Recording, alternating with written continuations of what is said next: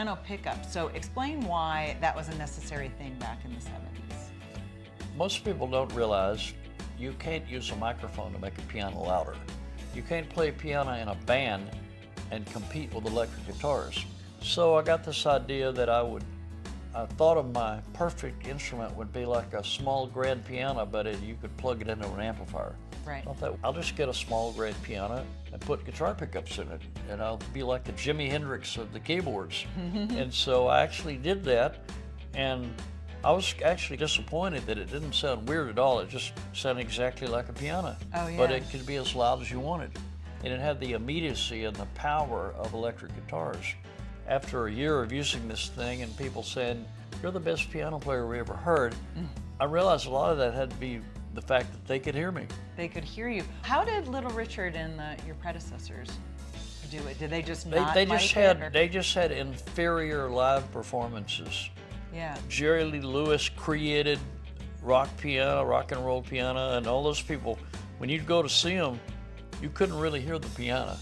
People were imagining what it sounded like from knowing their records. But by the 70s, there was a whole crop of artists like Elton John and Leon Russell and Carole King and Yeah.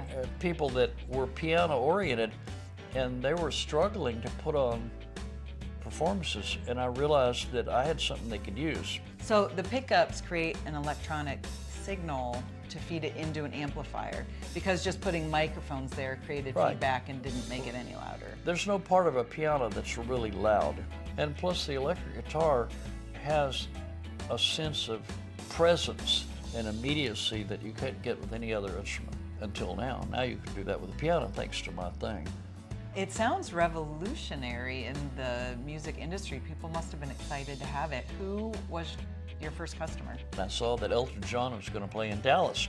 That's not too far away, and I thought, let me take it and show it to them. I showed up and put it on the piano, and then I went out to eat supper before the concert. I was sitting there with my wife thinking, maybe we ought to show this to somebody in Houston first instead of going to Elton John. But we went to the concert, and it was knocked out glorious, and they bought it on the spot.